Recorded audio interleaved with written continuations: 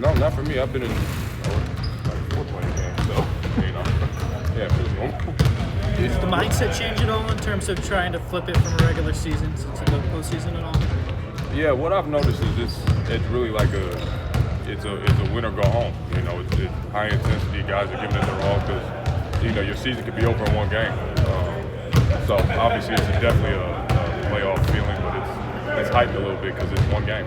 How much is playing with pace key for the next 2 games specifically, especially Dallas with their size? Yeah, I mean you don't want to get in a half court battle with them. Especially in the half court defense, we're gonna have to run sets and things like that and make shots. But the easier we can make our lives with getting out, get easy baskets, if it's threes, free throws, layups, we will take that all day. Obviously, Dallas has had a lot of change this year, but just trying to evaluate their current roster, what stands out to you? I mean, they're still a really good team. You don't underestimate anybody, especially a wounded dog is always going to fight. So, they're a very well coached team. They were just in the championship, so they're not scared of any big moments. And they got big time players on their team. They got AD, who's Hall of Famer, and they got a lot of Clay. They got guys that've been there and done it before, so it's nothing new. And you've been rolling a little bit with this group. Just kind of what's your comfort level as traded here mid-season and as you're getting acclimated heading into this play-in? I felt good since I've been here. Not everything happens as fast as everyone wants it to, as much as we all wish it would. You have some ups, you have some downs, but I think we're all clicking at the right time. For your standpoint, what you've seen on film over the past several weeks, is that good enough to win in the playoffs, win in the postseason? I mean, with this group, we're good enough to beat anybody. If we play the right way, we have shot makers on this team. We come together and we play the right way. We're good enough to beat anybody. It's just going to take that effort and putting those games together to do that. I'll never bet against ourselves. That's not what's going to happen. Yeah. And what's maybe the biggest concern on your guys' end? I mean, I know it's more of a focus on you guys than them.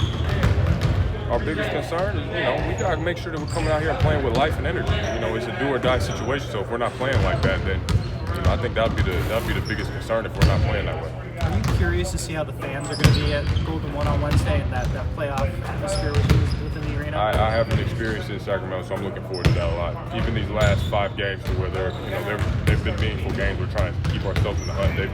Fans have been great. It's been extremely loud. Even some of the games that we dropped, they gave us a boost. So I'm getting used to the fans of Sacramento definitely being there to support. Do you have an opinion on how 1-10 shake out in the Western Conference? Do I have an opinion on it? Yeah, just on how the standings shaked out. The teams from top to bottom. I don't have an opinion. It's a fact what it is now. You play who's in front of you.